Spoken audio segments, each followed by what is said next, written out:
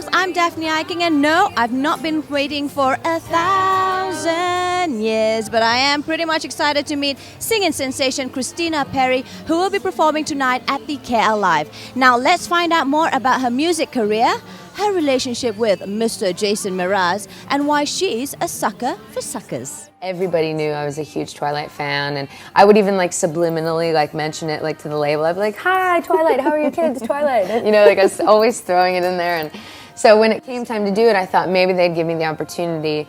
And I never imagined that it would be what it was, and to have the single and the music video. I went on tour with the cast. I'm flying on a private plane with the vampires and sweating because I didn't feel like I belonged. I mean, it was so much fun. My question, you're more for the wolf or for the vamp? The vampire. Team Edward, all the way. Team Edward all the way.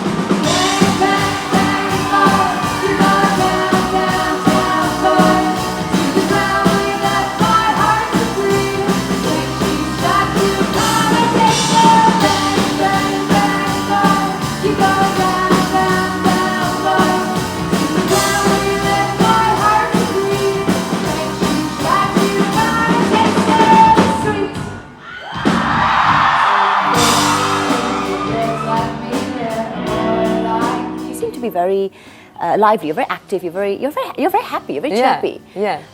So how do you deal with heartbreaks or more negative emotions in life? Well, I figured that out at a young age. I've always been really kind of positive and charismatic with people, but at the same time, I have this tendency, to be super emotional. I remember being a kid and sitting in the mirror and listening to sad songs and crying, when I was 6. But at the same time, I never knew what to do with all these emotions when I was younger. And then I turned 15 and fell in love for the first time. And I mean, real, head over heels in love.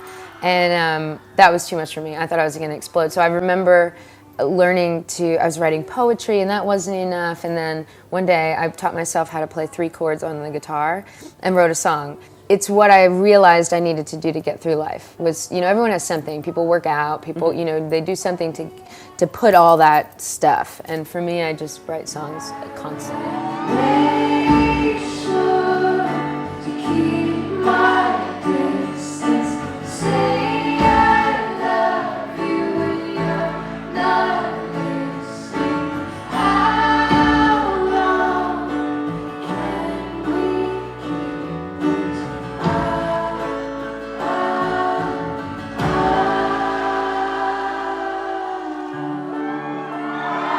You worked with Jason Mraz. That was something that you couldn't believe. Yeah. How did the collab start? Well, we have the same managers and the same label, and so I remember when everything started to happen, I was like, oh, dear God, please, it was all lining up, the stars were all aligning, and so I got to meet him, but we genuinely connected and as friends, and so we hung out a couple times, and then he got my album and loved it, which I couldn't believe that, and then he really loved this song called Distance that I have, and it was his idea that we just go back and recut it and make it a duet. And then he invited me to open up for him on tour all summer coming up. And so my dreams keep coming true beyond the way I've even dreamt them. I keep waiting for you to take me. You keep waiting to save what we have. I write a little letter to the universe every New Year's Eve.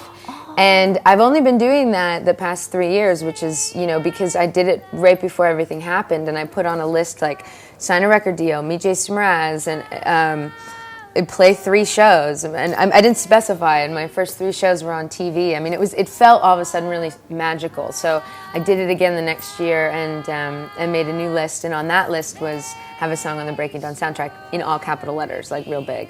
And so I believe in that stuff. What's next for you? Is there any future collaborations that we're looking forward to? Well, all I can really think about is the next couple months, which I'll be touring with Jason in the States. So cool. I know. I'm so excited. I mean, I get to sing with him every night on stage. I'm going to go on stage during his show and do a little encore with him. And so we're going to have a lot of fun. And then I begin album 2 in the fall.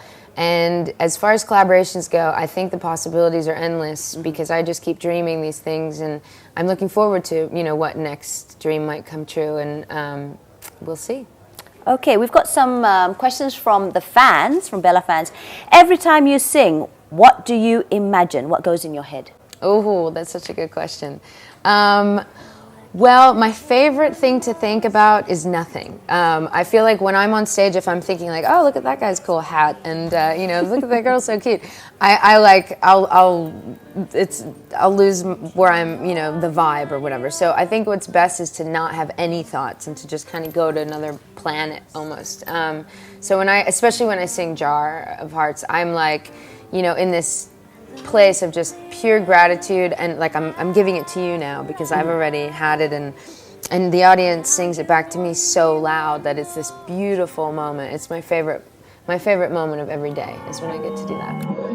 Think you are running out, leaving stars, collecting a jar of hearts, tearing apart. You're gonna catch a cold from the ice inside your soul.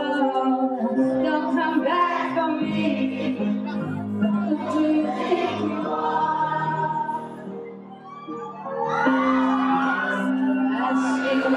Those who miss out, next time,